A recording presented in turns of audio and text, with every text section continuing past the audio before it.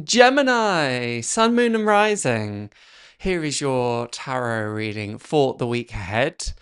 Hopefully this will inspire, bring a bit of clarity as to the energies that are at play, how to get the most out of the 7 days. I release these weekly for each of the star signs.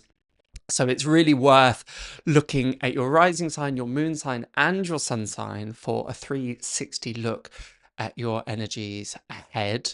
If you're not sure how to do that, you can check the pinned comment below. There you can also sign up for email reminders so that you never miss a Tarotscope in the future again.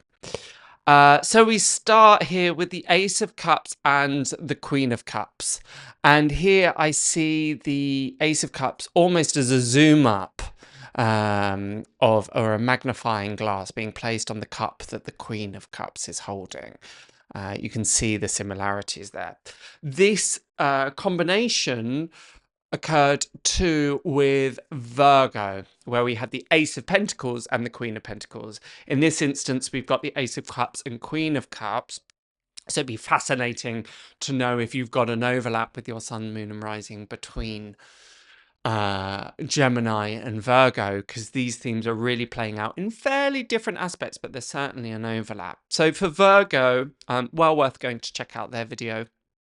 But for Virgo, there was a lot about being very kind of grounded, sowing of the seeds, all of that stuff as represented with the Pentacles. The fact that we've got the Suit of Cups for you, Gemini, is indicating the emotional realm, the nurturing realm, that which restores us, that which heals us, that which fills up our cup. Remember that we can never fill from an empty cup. So really, really big call here this week to up your self-care, up your self-nurture. Maybe the question to be asking for yourself right here, right now, and you can answer this in the comments below, but what is your self-care routine looking like at the moment? Has it gone somewhat to the bottom of the list? I'd love to hear what are your go-to self-care routines. It may particularly inspire others, but certainly for me, I know that I can get into the throes of busyness of everyday life, and just at that time that I need that self-care, that nurture, those things that really restore me, they ironically are the times that they get pushed to the bottom here. And it's not about being selfish. This is just ensuring that you've got enough oomph, that you've got enough in the tank, the energetic tank, to move forward. Are you getting enough rest? Are you burning the candle at both ends? Are you making your self-care a priority at the moment? And if not, partly why not, but make sure that it goes right on the top of the list, because it's going to be absolutely essential. Something that I've been saying to absolutely everyone is that Venus is going into retrograde in of around this time. That means that obviously Venus rules love, rules relationships, that which fills our heart. And unfortunately, Gemini, you may be feeling these energies quite acutely this week. I'm sure that it will shift fairly quickly, and that its rinsing gaze, Venus's rinsing gaze, will land on a different zodiac, but for whatever reason she's looking at you quite intently. The reason that I say this with great assuredness is that you have the Two of Cups in reverse, the Lord of Love in reverse, and this is Venus in Cancer. So we've got the sign of Venus playing out here. So you're not alone within this by any means. This is something that I said to Capricorn. This is something that I've been saying to quite a few of the fire signs as well. But don't be surprised if your relationships kind of suck this week. That probably will show itself in mild disagreements, mild annoyances, not necessarily being able to see eye to eye. The Two of Cups upright normally indicates a fair exchange, an equal exchange, not only romantically, as suggested by the fact it's Lord of Love, but that can also be within our work life too, as it is the staff of Apollo, and Apollo being the god of merchants. So just across the board, it's gonna feel a bit sticky. This is why your ability to go away and kind of self-care, look after yourself, self-nurture, just be able to be very, very gentle and kind on yourself is going to be so essential, because you may feel that that level of compassion and understanding isn't readily available from those people around you that normally express it. Now, I want you to remember that everyone's feeling this collectively, so it's not that you're necessarily doing anything wrong. It's not that your relationships solely are facing challenges and obstacles. And remember that those people that you might be having issues with, remember their perspective as well.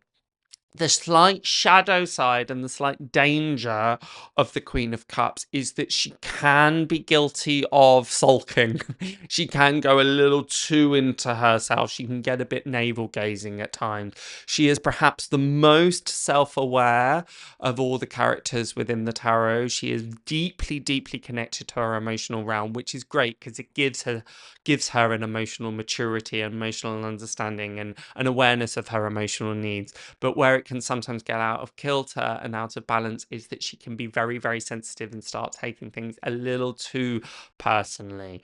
So please, please circumnavigate and guide against that. How do you do that? Well, thankfully, the King of Pentacles and the Queen of Wands is swinging into your rescue. The King of Pentacles is ruled by Taurus. I believe he's 2 parts Taurus and 1 part Aries, I believe. Either Aries or Gemini. But he's a very grounded energy. He's a very stable energy. You may find that getting lost in your work this week could be beneficial. That's no bad feat. This isn't necessarily displacement or avoidance technique. It's just anything that you can really get your hands on, anything that is tangible that you can work with will help circumnavigate some of these kind of ebbs and flows that are going on emotionally. And that might be displacement activity that you clean the house top to bottom. That might be you really throw yourself into your work this week. Maybe that's fixing that broken door that you've been putting off for ages and ages. But whatever that you can do to really just roll up your sleeves and get stuck into something, and that will help you feel that, okay, there are tangible results for this week. It isn't just an annoying week in general. We also have the Queen of Cups. The Queen of Cups. We have the Queen of Cups. We've got the Queen of Wands. Certainly this very feminine energy playing around, but the Queen of Wands is encouraging you in part to connect with your creativity, to connect with your dynamicism, also to ensure that whatever may happen within these interpersonal relationships, it doesn't knock your confidence. So just really check in with, what are your values? Where is your self-belief? Sometimes people can just say an offhand comment, or there can be an incident, maybe at work, maybe something that just happens that slightly brings things into question, that we go, oh, maybe I'm not as good at that than I thought I was. Maybe that relationship isn't as fortified as I'd anticipated it to be. And it's just a reminder, don't get too wound up, too caught up in what that may mean, because then we're starting to slip into that navel-gazing energy of the Queen of Cups. So self-care is important, but self-indulgence is, we're starting to slip perhaps into the wrong way. Despite all of these energies, something that's been coming up for a few of the star signs, particularly Virgo, I also believe in Aries, just off the top of my head, is proving quite a surprisingly good time to start planting seeds. The fact that we have the Queen of Wands in combination with the King of Pentacles, the Queen of Wands represents the creativity, the entrepreneurship, the motivation, the drive, the excitement to move things forward. And the King of Cups enables those results to happen. So that combination is a really, really good one. So I would just, in many ways, just lose yourself, partly in your work, partly in your endeavors, and just push them forward, because that will really help not pay too much heed or put too much credence in some of those slight emotional ripples that may be circulating around. So that is my reading for this week, Gemini. Was that useful? I'd love to know in the comments if it was, what resonated. But until next time, have a wonderful, wonderful week, and I shall see you then. Bye for now.